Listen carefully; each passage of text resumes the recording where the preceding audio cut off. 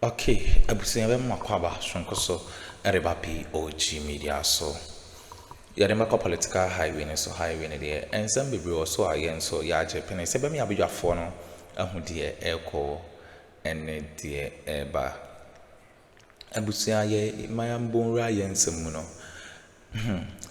Eye Sophia Akuffo, former Supreme Court Chief Justice one and it is a wababonten fight against Akuffo Addo it is any easy cry wama ne presidency no wama na aye at Rixa abusia any easy cry na Sophia Akuffo tension Akuffo Addo or blasting on how Akuffo Addo government no osibi den ebu ne fire say bonia Akuffo Addo babedi say krono a obabe boy say namamu bonia say oye eno ena Sophia Akuffo say ono ena waye ama NPP akọ opposition na Akuffo Addo no oba government no she ni wa Ghana ni anase ne ministers na ne MPs no etu ne fo a otie enti no Sophia Akuffo asheki Jublie House abusia enye easy cry ya ensa momre no momyanko na yenkonkotie ensema course na answer na ebeko no wo ensem kan bi afa share comment section mu like na share ma afofro so enter into me enka bi aha POG Media so medamase who yesterday sat on this particular case by the NDC. Essentially, the Supreme Court directed this mandamus application related to this disputed parliamentary results be heard by a different judge at the High Court. That's one other issue we're going to get into, because the NDC yesterday raised a matter of bias on the part of the High Court judge who sat on this mandamus application in the first instance. Now, the court's decision essentially quashed the recollation of results for Tema Central, Blakema North, Techiman South, Ekwe Central. However, it upheld the validity of the results for Hafano North and in Soma Dredri. Now, questions have been asked of this particular one as well, so we'll get into it, why this is the case, because the NDC had previously held the view that for Nsoma Dredri, they were going to seek a recollation.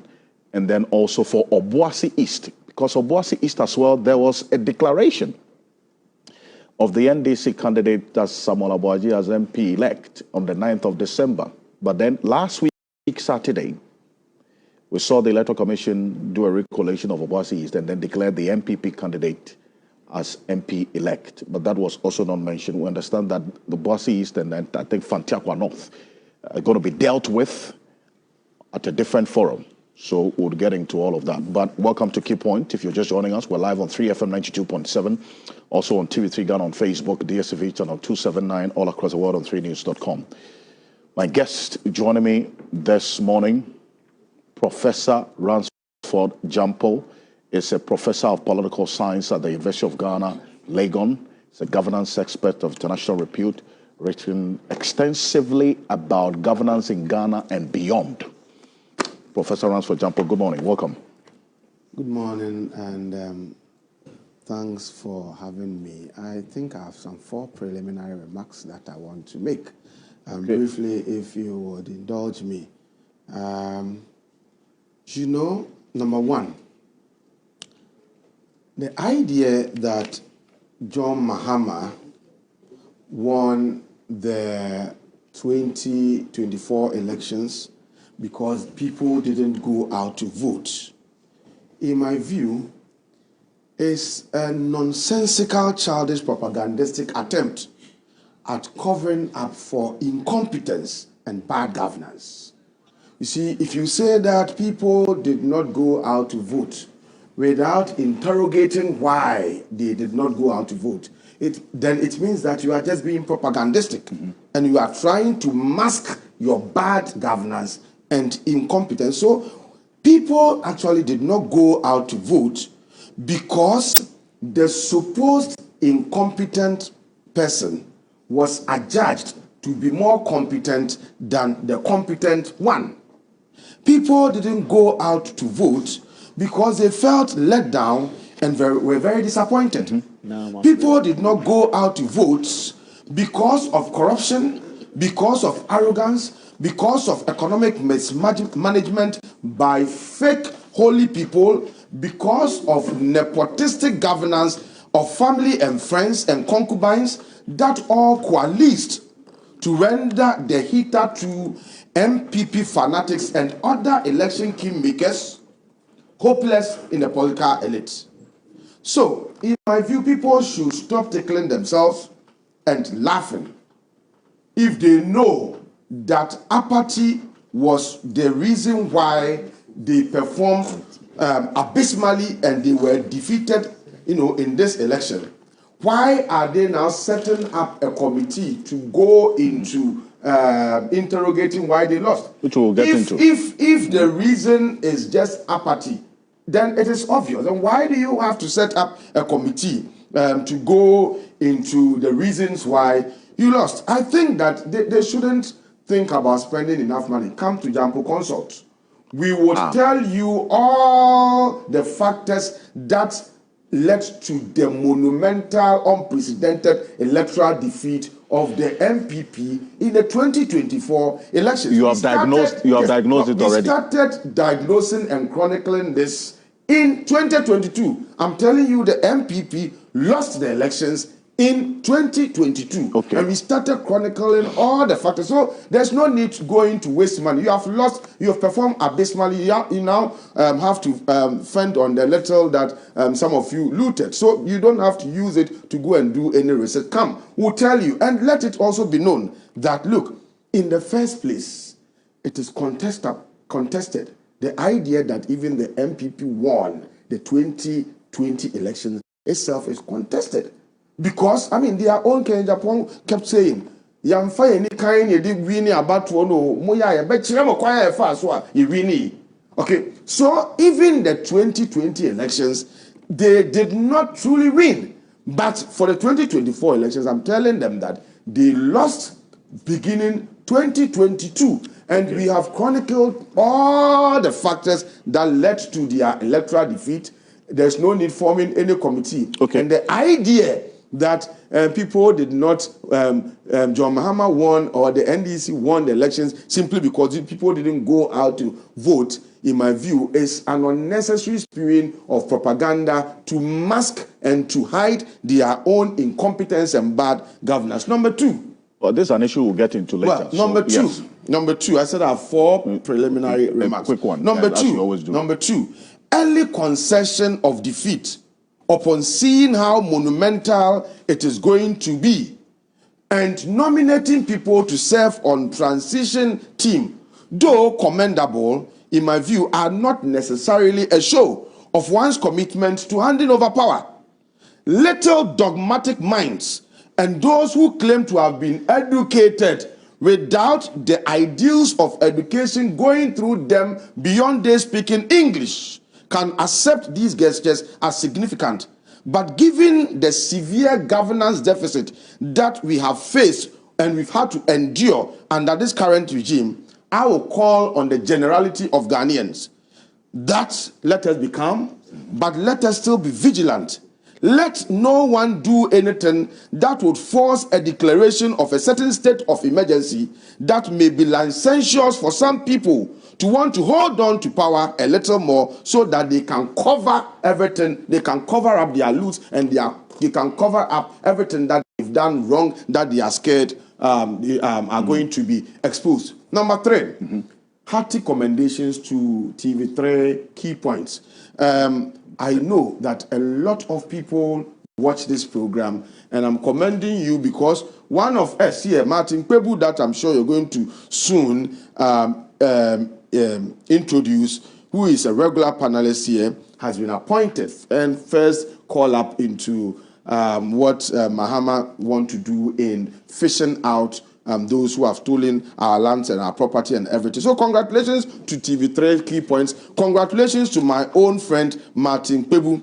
But Martin, remember that you and I would have contemplated leaving Ghana and abandoning Ghanaians to their own fate if they had made another mistake of voting for the NPP and remnants, of NPP. You and I would have contemplated leaving the country and abandoning Ghanaian, to their own fate if they had made that mistake. And so, thankfully, that didn't happen. So similarly, Martin, I'm calling on you. Don't fail. I know you won't fail. But if you fail, then you have to also flee the country. Because I would personally ensure that you know no peace if you fail. Last one. I'm sure that this is the last edition of Key Points for the year 2024. And I want to use the opportunity to thank the good people of Ghana. Ghanaians see us all over the place. And the kinds of things that they say are so encouraging. True. I'm telling you, some of us, we thought that we were just speaking from our guts based on what we have studied, purposely with the purpose of just keeping government on their toes and ensuring that things are done well. And we didn't know that Ghanaians were watching. So they meet you in the church. They meet you at chop bars. They meet you at lorry stations. They meet you in the traffic. They meet you at honeysuckles. They meet you at fuel filling stations. They meet you at weddings. They meet you at funerals. They meet you everywhere. They meet you at Eduanepa Eatery. Everywhere they meet you, they come to you and then they say certain words. Okay, they say certain things to you. That are encouraging. Yes. Oh, we like what you are doing. We've been listening to you. Some will come and tell you that every Saturday I would come and sit, stay glued to my TV and then be watching you. I like what you are doing for Mother Ghana. We didn't know that they liked. So, dear Ghanaians, our admirers, our loved ones, and our friends who like what we are doing and who continue to shower praises and give us more encouragement, we thank you. But for your support and but for your encouragement, maybe we would have given up. And we've not given up doing some of these things because we know you are there. We didn't know that you liked what we are doing. But per your own comments and the kinds of things that you tell us, even at the mall, wherever you see us. Sometimes you are driving and then somebody will be honking. You roll down and then he's just waving. I like you. I like what you are doing. God bless you and all that. So we thank you. And then we wish you, as this program today is the end, the last program you for have the a year. lot more to say. We wish you a Merry Christmas, Happy New Year, and we thank you all for your support. Right. Mr. Host, thank you very much for this opportunity.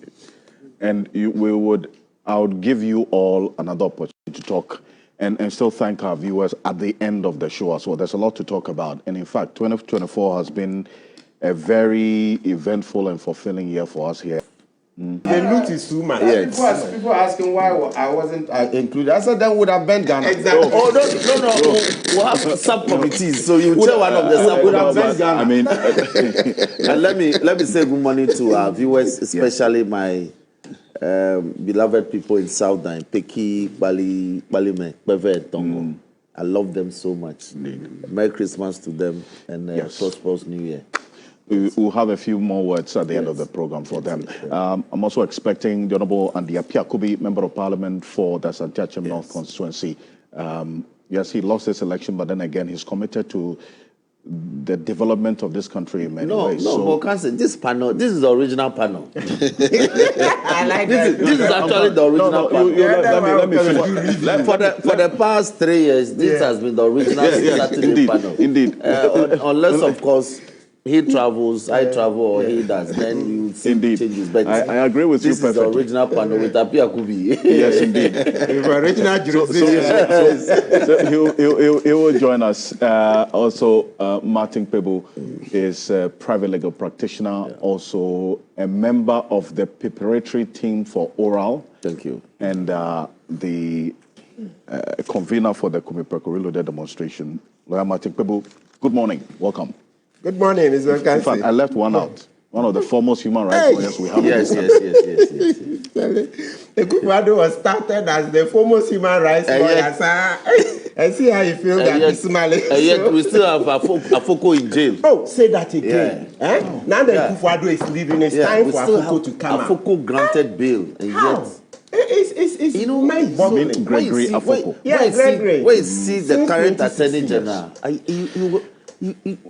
Yeah, when the new Attorney General comes, I mean, we expect that he will not oppose an application for bail for Gregory Afoko. I can assure you that in fact he will make the application. He will make the application. Yes, like the way Godfrey Dami once appealed for somebody. Let's be cautious in making these assurances. Let's see how the coming days will look. Oh no, Afoko has to come. Yes, but you are saying that you are Ora is talking and saying you are saying that you know for sure. I want to assure him that Afoko will be granted his freedom based on the terms of the bill. Granted. Yes, Let's been wait. granted bail, and yet somebody is refusing to allow him to. When they tell you Akuffo doesn't freedom, forgive, it's interim freedom. When they tell you Akuffo doesn't forgive, that's one of the These are ways. the symptoms. Yeah, he's been punishing the senior Afoko for this.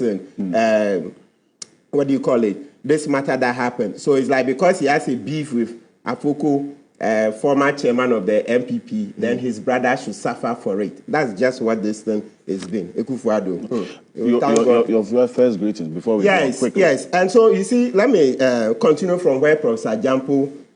Somebody just texted that they like what we do all the way from Ali. Every day. No, what you said, people meet me and Yes. they love what we do and every time. So you spoke our mind. Thank For you. God and country. Yes. Exactly. Yes. So let's continue. There's another Ali Nachia. He's Yes, brother Prof. to Professor Ali Nachia. Nachia. Okay. Yes, The University of so Ghana. he said you Ali Nachia. Yeah. Yes, W. I think he was in the military, went to The Hague and then the other international duties. Yeah, yesterday he called me. He says he likes the kukwasa word.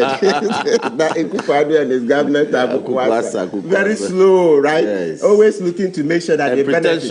benefit. Exactly. All they look for is how they will benefit. So they are slow only to make sure that they benefit, right? And so that tells you heard all the things Prof said. That is why viewers and listeners, you've made us number one, right? Yeah, because I look back at the numbers and everything, production shows, and I'm like, wow, number one for 11 months. This is your number one actually. talk show program, okay? Yes, political, economic, and then social, right? Number one program. Thank you very much. I mean, we will continue to do it the way you like it, because people say, listen, the reason we listen or watched you is that you say it as it is. I don't try to be politically correct. The moment we do that, then it means that we cannot serve you with the truth. Let's say it as it is. You know, we've been saying it over all these years. If we all stood up and fought the bad governance, like Sophia did, like Osi Adeyo Ajimanbedu II, Domahine did, and like Garmanche did and continues to do, I'm sure Ghana would have been different. Because, listen, they know that the Ghanaian will talk, and keep quiet or no action. Like Alan Chirimante brought this slogan or the memo that Ghana is NATO. No action, talk only. Yes, no action, talk only. Look, Ghanaians, we must stop that. We must. Oh, and I forgot Jacob Osei-Yeboah. Yes, he also has done some fantastic job. The people's president. So we acknowledge all of you. Continue to make this program your number one show, and of course, when we air, don't be slow to draw our attention to the mistakes, because to err is human. So thank you very much. This is your number one talk show. Council, you have said it all for us, and I thank you. Okay, abusia we ne ensema ekoso ewo political highway ne so Sophia Akuffo former chief justice ono na a blast Akuffo Addo echese Jublie House or the onini mienu echese eka tumemento ho a enye ezekura Martin kwebu na yete se odisa nsem no ebetu de beda masesa moje pene kokoti sa audio no na ensema Martin kwebu kan ne se enka ye wo sa ankofo ne bi ewo Ghana hase ya enka Ghana hase no nka aye kra behwe beda masesa moje pene kokoti sa audio no edemaye. Okay.